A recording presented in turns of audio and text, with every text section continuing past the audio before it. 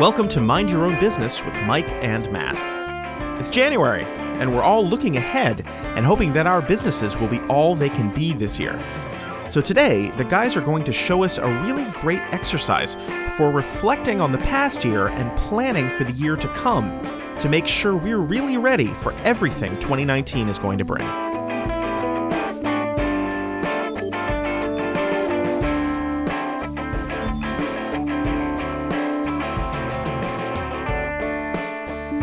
You know, Matt and I, a number of years ago when we had our company Netland, we always used to do New Year's resolutions.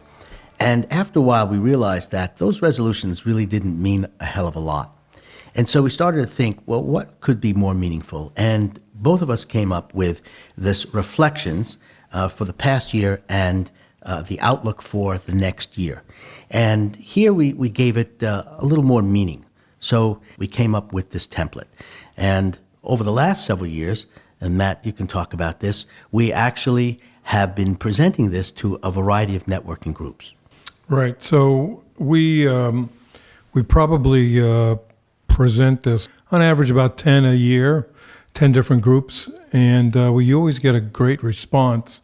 I always think it's, when you have your own business, it's easy to just go from one day to the next, and be focused on whatever the month, quarter, whatever.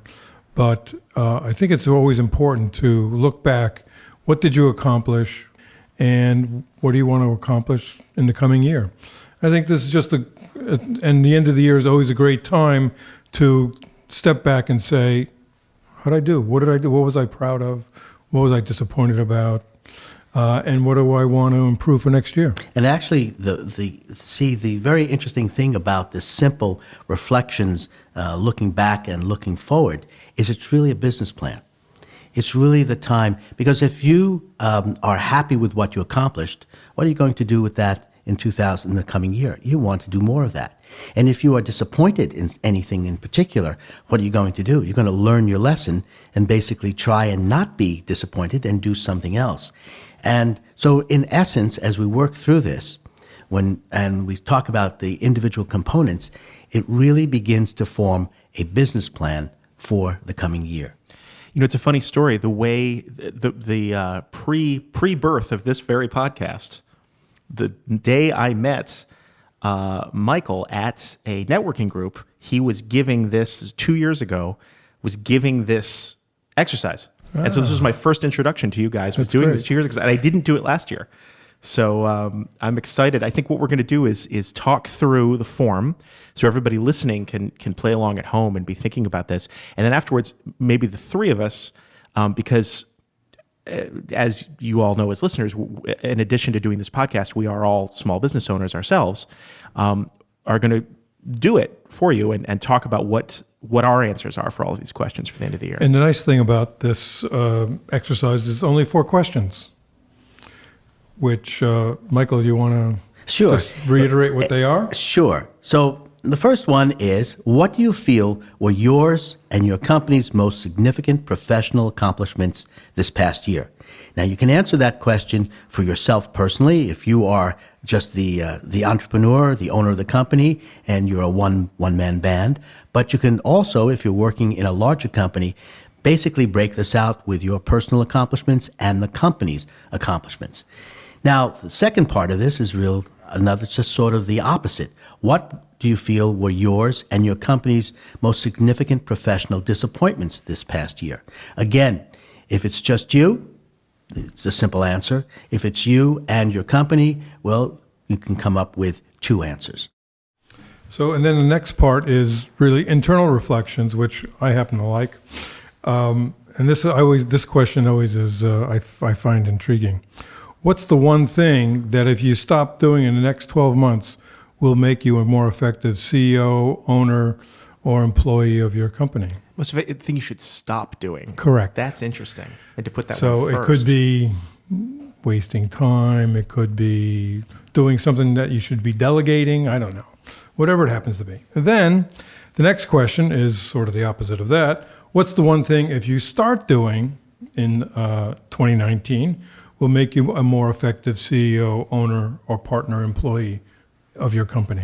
Now, actually, they can be one and the same, They could be one and the but same. they can also be different. I think that's the interesting part of it is of that yin yang structure you have is trying to make them different, trying to come up with two different things and not just saying, I'm going to stop doing this and I'm going to start not doing that or whatever it is, Exactly, but everybody has their own way of answering it.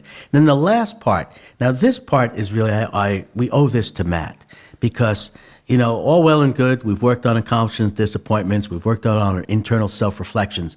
But my partner here always says, "Okay, where are the numbers? Where are the metrics?" So, the question here is, what are 3 of your professional performance objectives and milestones for the coming year? What's the specific outcome and result, and when is a date to be completed? In essence, if you take all of these 4 questions and you take the objectives and milestones, you actually, as I've said earlier in the conversation, it's a business plan. It's that one piece of paper that you can put on your desk, and I'll call it an action plan. And through the year, you can keep looking at this and remind yourself what is working, what's not working, and can you give it some metrics. And we're going to put a link to this exercise on the Facebook and Twitter feeds for this show. So everyone listening at home, you can look at this, be reminded, and do this yourself. And as I said, I think it's a really incredibly valuable exercise.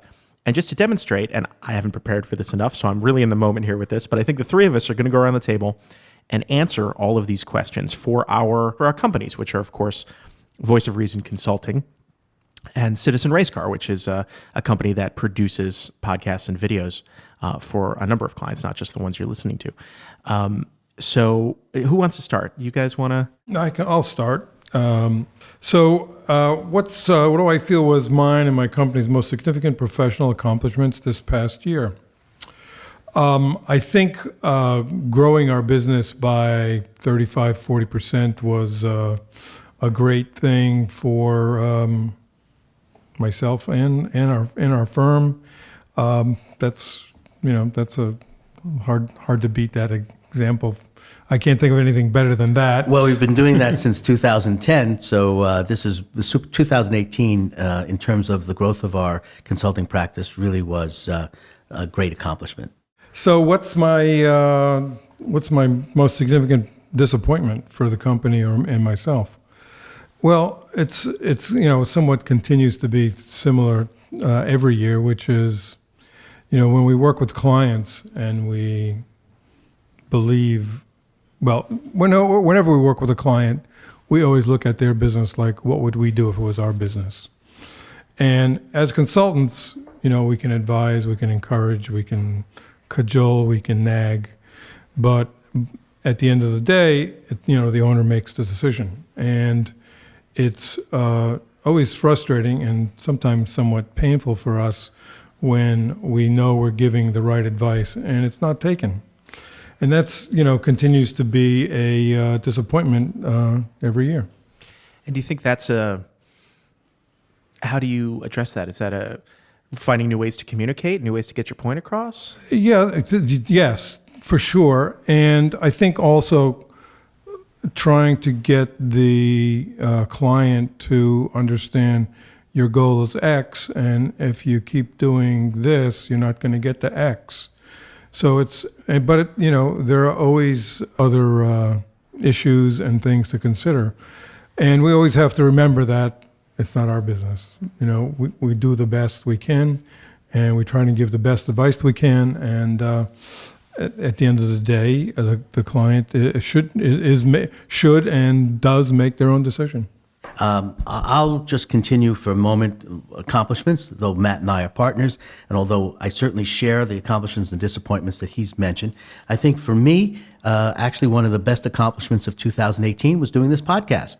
I think it's just absolutely been wonderful. I love it when people I meet in the street or I see in meetings say, "Hey, that was a great podcast. When's the next one?" Couldn't be happier about that. And a disappointment might be that we're still in the beginning stages of doing this. We've had a great start in 2018. I'm very delighted and very pleased about it. Now it's your turn, David. Well, gosh. Okay, so professional accomplishments. Two immediately spring to mind. One is that I was able to secure financing in a more significant way than I had in the past by means of a bank loan. And I was able to grow and expand some capabilities that way. And the process of doing that, of applying for that, really proved that my books were in order, that the numbers, the arrows looked like they were pointed in the right direction, or I wouldn't have been able to do it. And so that, I'm not a natural bookkeeper by any stretch of the imagination, but just that that really felt like an accomplishment. It felt like I'd moved things into a new stage of being a business person.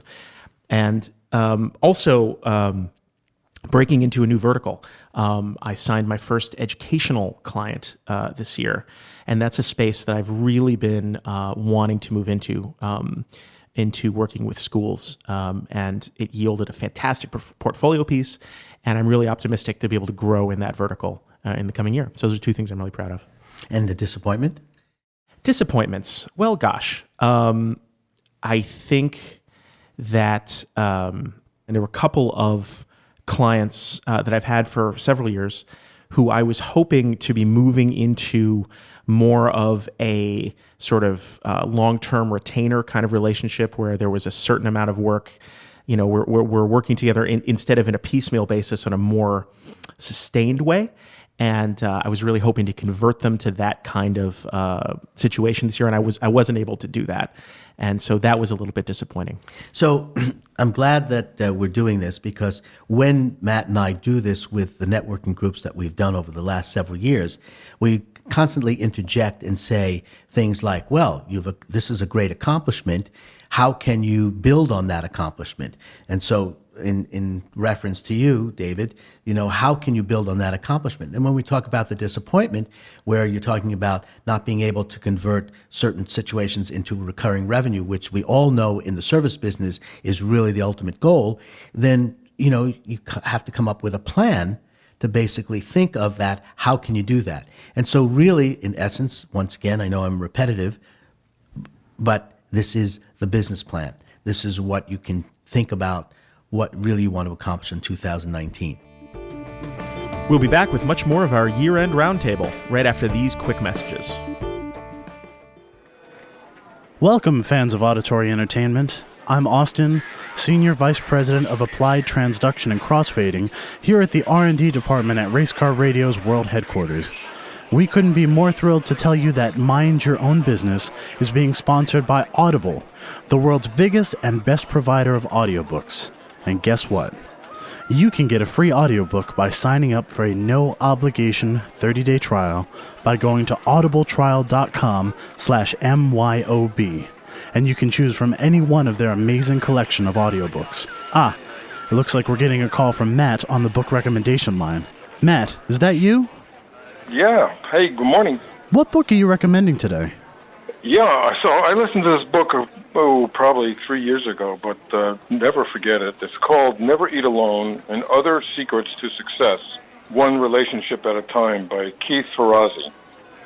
And I think it gives you a way to view the world as a wealth of opportunities, whether you're maybe even walking down the street, in the subway, at a restaurant. If someone is looking to build their business or contacts, it's a great book. Thanks, Matt. That book, again, was Never Eat Alone and Other Secrets to Success, One Relationship at a Time, by Keith Ferrazzi and narrated by Richard Harries. That's just one of an amazing collection of audiobooks that you can choose from. Just go to audibletrial.com/MYOB to sign up today for a 30-day trial membership. Again, that's audibletrial.com/MYOB. If you're enjoying this show, you might also like some of the other podcasts on Racecar Radio. For instance, try London's New York. Tour guide, historian, and socialist agitator Dan London takes you on a deep and opinionated trip through some parts of New York City that are a little to the side of the usual tourist trail, and through the extraordinary, rich, and divisive history of one of the greatest cities in the world. I guarantee you it's a view of New York City that you've never heard before. Listen and subscribe now to London's New York at racecarradio.com. And now back to the show. All right, so now we've done the first two parts, accomplishments, disappointments, those two questions. Now we go on to internal self-reflections, and this is the stop-start. So, Matt, go again. Sure. So, what I want to stop doing is saying it's obvious. Because I tend, for me, as you might know from my past podcasts, I'm the numbers guy, and things to me that seem obvious are not necessarily obvious to other people, particularly my partner. And it annoys me that I have to explain it to him. So I'm going to try and stop saying it's obvious. And what am I going to start doing? I'm going to try to explain more why it's obvious to me and what these numbers mean more to the owner. Matt, that is the best I could have hoped for. Thank you. Yeah, don't patronize is a good note. Mike, you go next. Well, I've had what I want to stop doing is probably sending proposals too quickly, and I preach to people that you really have to do a good job of qualifying your prospect before you send them the proposal. The proposal should not be the qualifying factor. It should be all the work you do before that. And anyone who knows me knows that I talk about pain, budget, time frame, and decision-making process. So what I have to stop doing is sending out those proposals too quickly. And what I have to start doing is practice what I preach. I'm so surprised you say that, because that's one of the things I've most learned from my work with you guys is to not send somebody a proposal unless you're 90% sure they're going to sign it. That's, I was trying to sell with proposals for years, and it's such a waste of time to spend all the time writing something if, you don't know that they're on board. Yes, already. I'm sorry to disappoint you, David, but I promise you in 2019, I'm going to take my own advice and... my idol has feet of clay. That's right, and act as you do. Something I'm going to stop doing this year is neglecting sales when I'm busy with production. It's a big problem I've had since the beginning because I'm the primary sales engine and also primary production engine in my company, is that when we get busy, I'm working and I don't have time to do sales. And I need to cut that out. I need to make time every week, every day to do something about developing new prospects. That's so very that's a well stop said. And a start. Very well said, because that is the biggest issue as consultants, as providers of service we have. We're looking for business, we're doing the prospecting, and then we have to do the delivering. And balancing that is truly it's not easy, that's for sure. So I actually did what I said I wasn't going to do, which is make it the same thing backwards. So I'll give another start. How about that? Which is I'm going to start doing a much better job of financial forecasting, of thinking 6, 10, Music to my ears, David. 12 months down the line, because I have a tendency as a creative and not a business person to, when I'm flush with money, I buy equipment, I hire people, everything's great. And then I run out of money and oh my God, I'm out of money. I need to be thinking ahead of, okay, you know what? I'm going to run out of money in May. I need to start thinking about that now. That's really great. That brings us, now this is the best part, and also the part that I do the worst bit of managing time, which is coming up with 3 professional performance objectives and milestones for the coming year with specific outcome, results, and dates to be completed. I try to do this with the networking groups Matt and I do for about 20, 25 minutes. And in essence, when you have 10, 12 people in the room, it's almost impossible to get to this part of that because you want to give everyone time to say it. So this becomes a homework assignment. So in essence, since I've done this so many times, I'm going to speak for both Matt and me on this one. And David, you'll have a choice to maybe do some homework and come up with these thoughts at a future date. You know what? I'm gonna go ahead and say I'm gonna dive off that board because we got a show to put out here. No, I'll do it. I'm gonna think while you're talking, and I can come up with 3 goals. Okay, terrific. So one of the things that a specific outcome and result that Matt and I are looking for is we want to do more SWOTs. That's our strengths, weaknesses, opportunities, and threats. That is something that has been very effective for all of the clients that we've worked with. How many, Michael?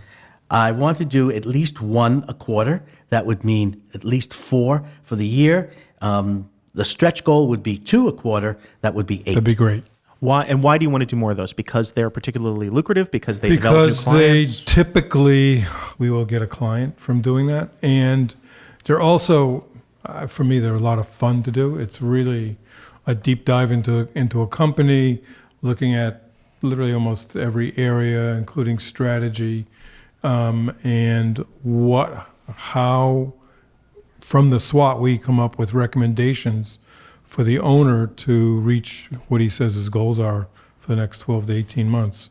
Yeah, I would agree. So piggybacking on that, then another outcome would be that we add 1 new client per quarter. So again, a stretch goal would be 2. So again, you mentioned earlier that we have great success with the SWOT, which leads to more business for us. So it would be great if we saw 4 to 8 more new clients in the coming year.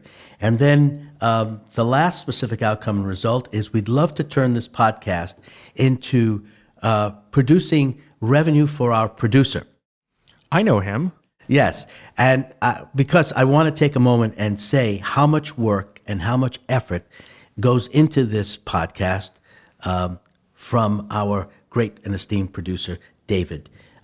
It really is, there's so much work behind the scenes that David makes it look easy. You know, I never realized when, 45-minute podcast can take 5, 6, 8 hours to edit. And that's a lot of work. So the goal in 2019 is to, I guess, double, triple, quadruple it to such a degree that people on the street will stop us and say that was a great podcast episode. I recognize that voice. They'll say at the coffee shop. Oh, actually, that's great. I like that. I double, triple, and quadruple that goal. Thank you for saying that. So is it my turn? Okay, so all of that praise just threw me off my train of thought here. So first, sales. I want to be not just paying more attention to sales, but I want to be doing sales smarter and more efficiently. I'm actually looking very seriously at bringing in sales help part-time. I have a third interview with a gentleman who might be coming on as a salesperson. I'm meeting with him next week. And so I'd say that's the first goal, is to be more aggressive with sales across more platforms. How do I quantify that? I guess I can quantify that in the second goal, which is that I generally, third, fourth quarter every year are the busiest for me. And I generally sign 3 to 5 new clients in the second half of the year. I would like to do that. I would like to sign 3 to 5 new clients in the first half of the year, as well as the second half of the year next year. And third, this is a stretch goal, but it's something I'm really setting for myself, is that I would like to, and I think everyone would probably say the same thing, but I'm going to say it out loud so it's real. I want to double my gross in 2 years. That is my goal. I like it. So, but I did also want to bring some other things to the table, and figured maybe this would be a great place to get it out. I was thinking about goals for 2019, just in a general sense. And I had read some things. I get so much stuff to read, which I love. And I came up with a few that I thought would be great. So I'll read a few, and then Matt, I'm going to ask you to continue reading them. So a goal for 2019. Talk to your clients to better understand their wants and needs for 2019. Improve the relationship between sales, operations, and service in your company. Know your employees better and create achievable goals and objectives for 2019. Review and document all the processes, procedures, and policies missing from your company and implement what's missing as best as you can throughout the year. Improve your financial capabilities so you can better evaluate your investments in your company and measure the results. And this is one of my favorites. Build deeper relationships with your vendors and ask for their help in marketing your company's services. That's a good one. Review your networking activities and become more involved in your industry if necessary. Never stop learning. Build a reading list that expands your horizons. Take a class you have always wanted to take. And don't forget this, spend more time with your family by automating tasks that take up too much of your time. So that was just something that I had seen. I took some of it. I added things that Matt and I have learned in the past, and would like to pass that on to our audience. And, this really would be a great way to start and work your way into 2019. So we'll post links to both of those things on Facebook and Twitter, reflections for this past year and outlook for the coming new year worksheet, and Mike and Matt's goals for 2019. And to wrap up, guys, I want to thank both of you. I think we've really gotten off to an amazing start with this show, and we've gotten some incredible feedback from our listeners, people saying how valuable they think what we're doing here is, and I can't wait to build on that and get even stronger next year. David, thank you for helping us mind our own business. I'm so glad that you've been minding my business. Well, David, actually, we love Mind Your Own Business with Mike and Matt. And so to my two cohorts and colleagues here, Matt, keep minding our business, and David, keep minding yours. Just mind your own business, will you, Mike? I'll try. Thanks for listening to Mind Your Own Business with Mike and Matt. The stars of the show are Mike Ganzel and Matt Plosiak of Voice of Reason Consulting, www.voiceofreasonconsulting.com. I'm David Hoffman, and I produce the show with the assistance of Austin Colon. You can learn more about my business at citizenracecar.com. Very special thanks to Boucher & Company for hosting today's recording session. You can find them at www.boucherco.com. Remember, today's Mind Your Own Business was brought to you by Audible, where you can get the free audiobook of your choice by signing up for a no-cost 30-day membership at audibletrial.com/MYOB. Never miss an episode of Mind Your Own Business by subscribing to the show on Apple Podcasts, Google Play, Stitcher, and most of your other favorite podcasting apps. Find those links at racecarradio.com/mindyourownbusiness. You can also follow us on social media at MYOB Podcast on Facebook and Twitter. Mind Your Own Business with Mike and Matt is a production of Racecar Radio, racecarradio.com.